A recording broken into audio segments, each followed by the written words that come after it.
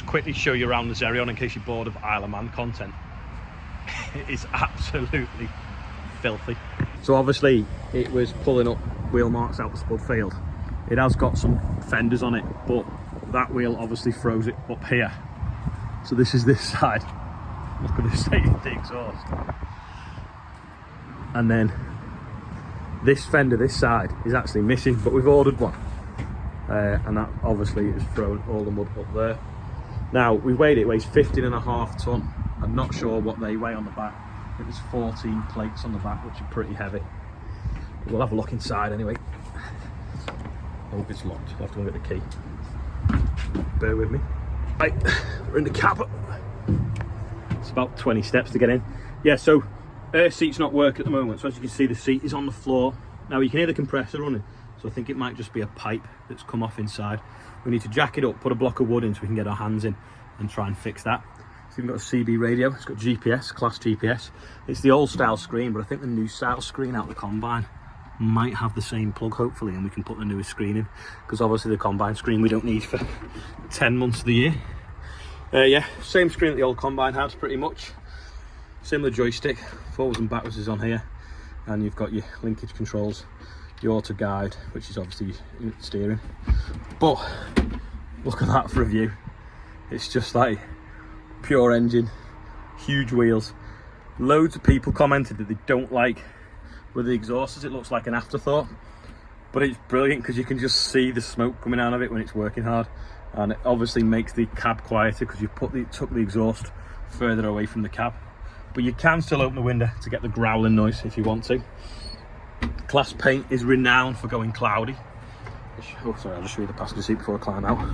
Got a passenger seat here, fridge underneath as well. I'll climb down and I'll show you the bonnet. Yeah, so this is obviously plastic. That hasn't faded, but this has.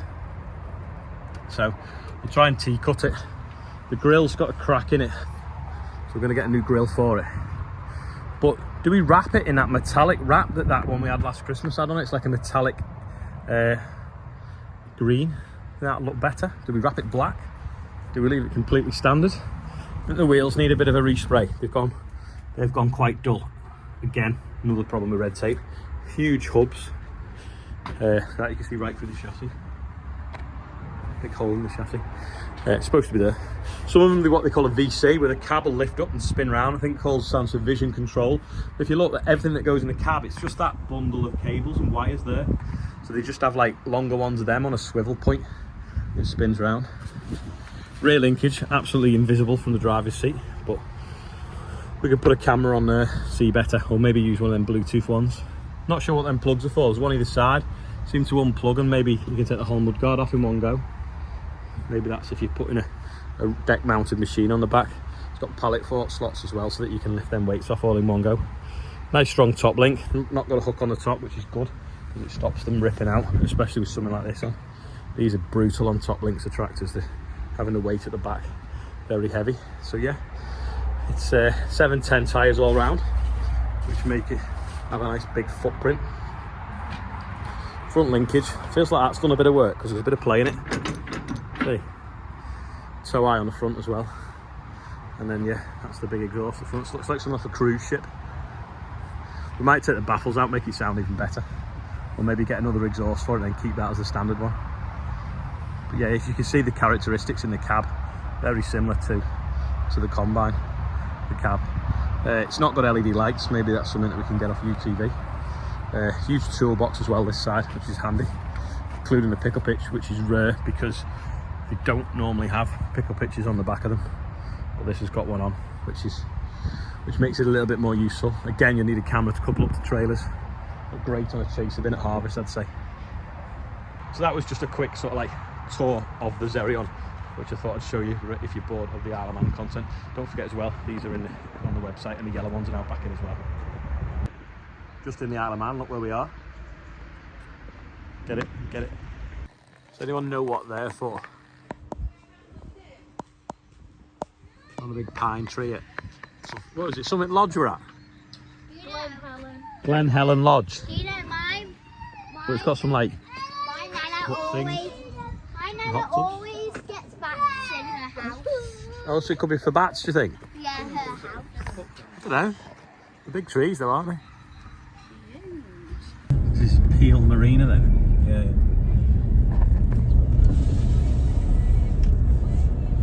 This is Peel Castle and the beach. And the harbours. Over here. Run over back here.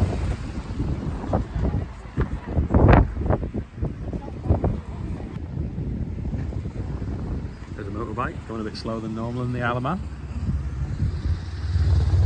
And then I've just seen,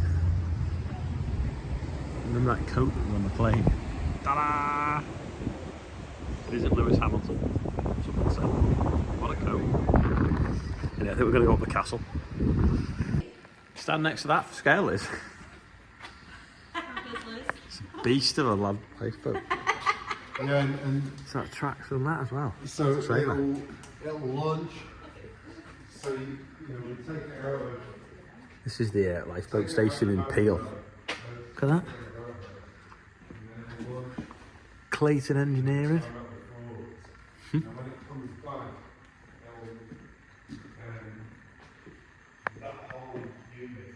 So it can like fly across the beach and launch from anywhere. Huge, it only just fits in the shed.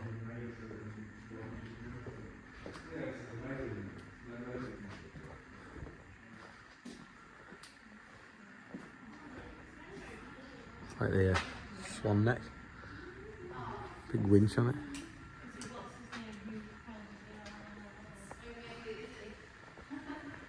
How many horsepower is this bit?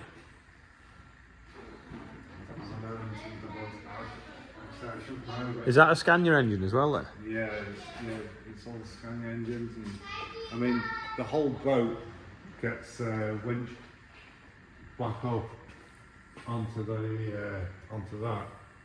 With this winch for you. Oh yeah, it goes through over that roller there. Yeah, so I mean that's It's massive, isn't it? Was this shed's purpose built for it? no. I mean it's been adapted for it, but it only just fits in under that. So we have to, like the radar. You see the radar there. Yeah. And everything that all has to come down. In order to go out for it the to door, get yeah. out. And Near Liverpool. okay, right. Well, so these are local. I'm just over for the weekend. I like things with big engines. It's a monster though, isn't it? So that's 450 horsepower, and then the engine's a 650 in the lifeboat. Yeah. So with the water jets, at top speed, they suck in and push out a ton of water by sucking the third jet. Wow.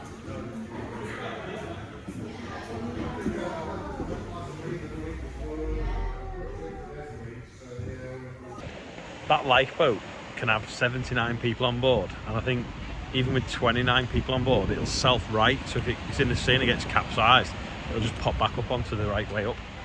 And I think they have a crew of 8 on it normally.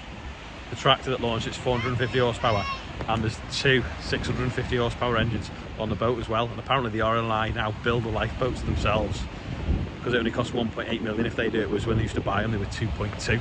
It's completely funded like the air ambulance by charitable donations, and it was really good. They just showed us around it. I think the lifeboat might need to go out in a minute. Little tiny boat with a huge waves.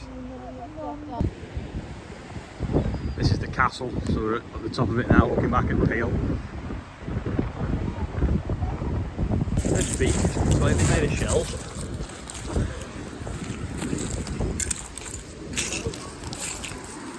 Smells a bit.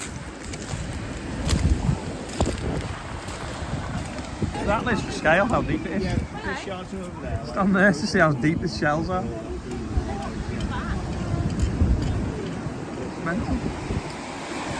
Just got to go on board the plane for the second time. We got halfway to it before, stood in this tunnel for 25 minutes. But that thing, that turret picker was broken and they can't move it out of the way. So they took us all back into the terminal building, but now we're coming back out and hopefully we can get back on it again. But it's still in the way, but I think it's going to push it past it. We go again.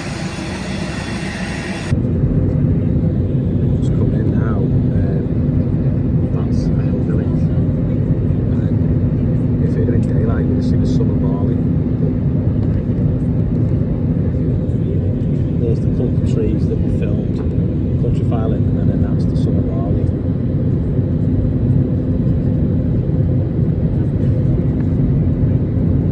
There, that field there.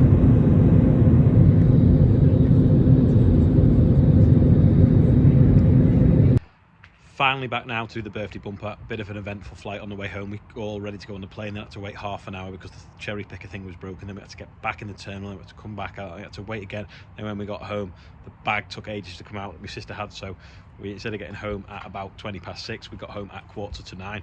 Anyway, this is today's birthday bumper. It's absolutely massive. There's loads of people on it. So I hope you can see them all. So we've got Sasha Shaw, Mitch McClab, is it? Philip Green,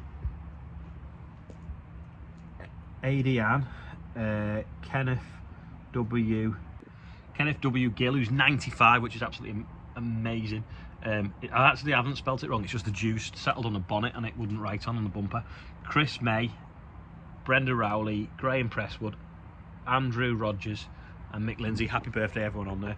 Sorry it's late and sorry the writing's a bit rubbish, but that is all for today. Normal business is resumed. I am now back in Tarbuck, so I will see you all tomorrow. Thanks for watching. Sorry it's been scattered this weekend, but I feel like lifeboat was pretty cool anyway, so see you later.